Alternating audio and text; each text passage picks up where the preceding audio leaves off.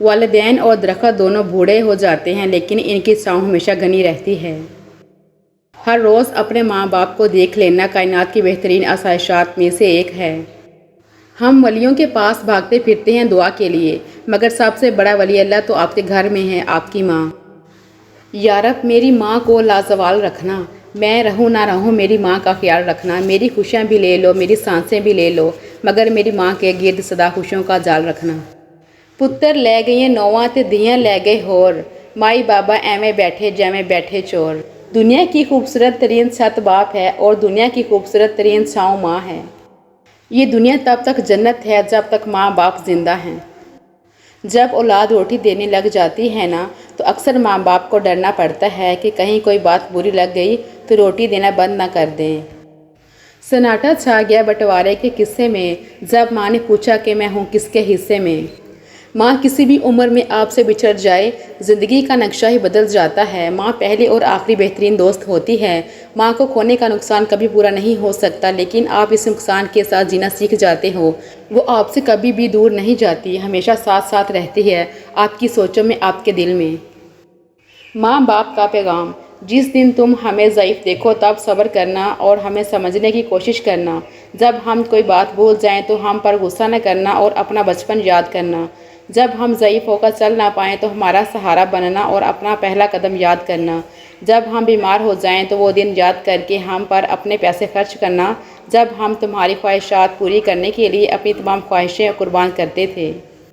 اچھی امیدوں اور یقین کو زندہ رکھنا بہت ضروری ہوتا ہے، جیسے رات کے بعد دن پر یقین، خزاں کے بعد بہار پر یقین، اندھیروں کے بعد اجالوں پر یقین رکھنا، ویسے ہی ہمیشہ اچھے کی امید رکھیں اور خوش رہیں۔ جو نعمتیں آپ کے پاس ہیں بہترین ہیں، صرف اپنی ہی ذات کے بارے میں مت سوچتے رہیں، اپنے ارد گرد بھی نظر دوڑائیں۔ ایک طبقہ ایسا بھی ہے جو بنیادی ضروریات سے بھی محروم ہیں۔ اصل میں آپ کی خواہشات ہی آپ کی پریشانیاں ہیں۔ آپ خواہشات پوری نہ ہونے پر پریشان ہیں، لوگ ضروریات کے لیے ترس رہے ہیں۔ توبہ روح کا غسل ہے، جتنی بار کی جائے روح پاک صاف ہوتی ہے۔ توبہ کا خیال آنا ہی خوش بختی کی علامت ہے، کیونکہ جو اپنے گناہ کو گناہ نہ سمجھے وہی لوگ خسارے میں ہیں۔ دعا کیا مانگوں اے خدا، بس اتنی سی حسرت ہے سلامت رکھنا اس کو جس کے قدموں کے نیچے میری جنت ہے۔ چند بچوں کو پالا تھا ایک ماں نے جتن سے، ممتا کا صلہ پھر بھی ضعیفی میں نہ پائی۔ ہر چیز تو تقسیم ہوئی باپ کے مرتے، لیکن ایک ماں تھی جو حصے میں کسی کے نہ آئی۔ تمہارا چاہا تمہارے رب کے بغیر پورا نہیں ہوتا، لیکن تمہارے رب کا چاہا تمہارے بغیر پورا ہو جاتا ہے۔ اس لیے اپنی چاہت کو اپنے رب کی چاہت پر قربان کر دو، وہ تمہاری چاہت کو مزید خوبصورت بنا کر تمہیں عطا کر دے گا۔ ماں سے بڑھ کر نام کیا ہوگا، اس نام کا احترام کیا ہوگا جس کے پاؤں کے نیچے ہے جنت، ہائے اس کے سر کا مقام کیا ہوگا۔ ماں باپ کے بنا ہماری زندگی تپتی دھوپ سی ہے۔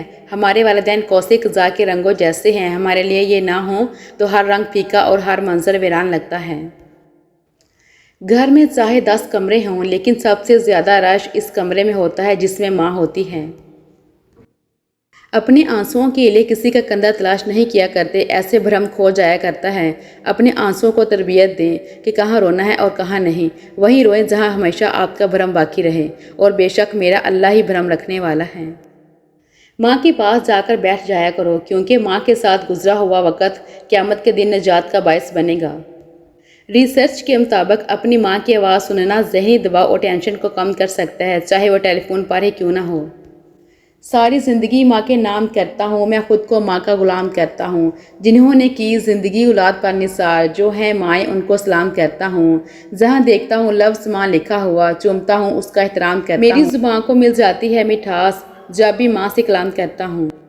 چپکلی سے ڈرنے والی ایک نازک لڑکی جب ماں بنتی ہے تو اولاد کی خاطر دنیا کے مگرمچھوں سے بھی لڑ جاتی ہے۔ جی کرتی ہے ہاں کرتی ہے، ایسا تو بس ماں کرتی ہے، پیار تو ہے بس ماں کی ممتا، دنیا کہاں پیار کرتی ہے۔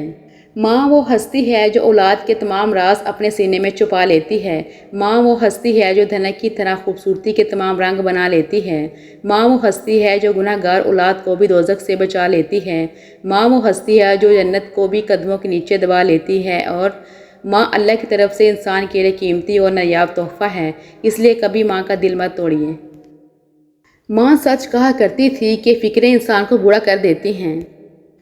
میری ماں نے مجھے سب کچھ سکھایا، سوائے اس کے کہ اس کے بغیر کیسے جینا ہے۔ ماؤں کی ضرورت زندگی میں کبھی ختم نہیں ہوتی۔ ان کی محبت آکسیجن کی طرح ہوتی ہے جس کی ضرورت آخری سانس تک رہتی ہے، اور جب یہ نہیں رہتی تو ان کی ضرورت زیادہ بڑھ جاتی ہے۔ رسول اللہ صلی اللہ علیہ وآلہ وسلم نے فرمایا، اگر میری ماں زندہ ہوتی میں نماز میں اللہ کے حضور کھڑا ہوتا، ماں آواز دیتی اور میں نماز چھوڑ کر دوڑ کر ماں کے پاس چلا جاتا اور دنیا والوں کو بتاتا کہ ماں کی عظمت کیا ہوتی ہے۔ مجھے لگتا ہے ایک ماں کبھی مرتی نہیں ہے، ہمیشہ زندہ رہتی ہے، کبھی دل میں یادوں کی مانند، کبھی غم اور خوشی کے موقع پر آنکھ میں بہتے آنسو کی مانند، اور کبھی اچانک کسی خیال کی صورت میں سامنے آ جاتی ہے۔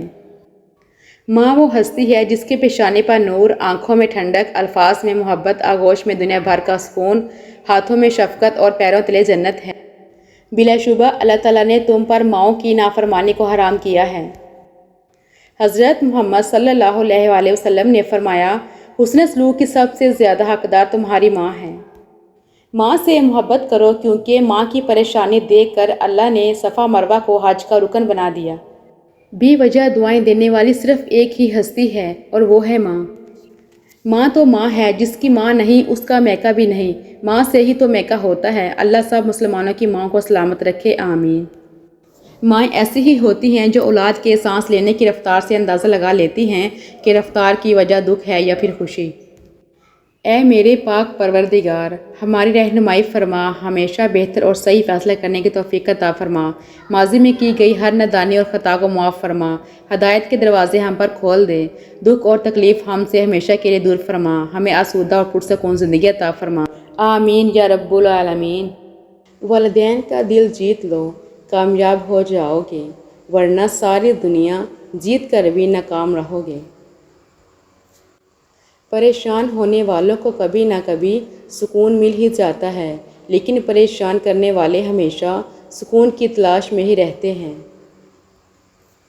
جب انسان اپنے رب پر اس قدر بھروسہ کر لیتا ہے کہ اس کے علاوہ کوئی بھی اس کی ضرورت پوری کرنے والا نہیں، تو اللہ بھی اپنے بندے کو مایوس نہیں لوٹاتا۔ ادب کا دروازہ اتنا چھوٹا اور تنگ ہوتا ہے کہ اس میں داخل ہونے سے پہلے سر کو جھکانا پڑتا ہے۔ پیسے کی امیری تو عام ہے، لیکن دل کی امیری اللہ تعالیٰ کسی کسی کو دیتا ہے۔ جھوٹ کا بھی ایک ذائقہ ہوتا ہے، خود بولو تو میٹھا لگتا ہے اور کوئی دوسرا بولے تو کڑوا۔ اگر خوش ہو تو آہستہ سے ہنسا کرو تاکہ غم نہ جاگ جائیں، اور اگر غمگین ہو تو آہستہ سے رویا کرو تاکہ آنے والی خوشی نا امیدی میں نہ بدل جائے۔ جو ظلم کے ذریعے عزت چاہتا ہے، اللہ اسے انصاف کے ذریعے ذلیل کرتا ہے۔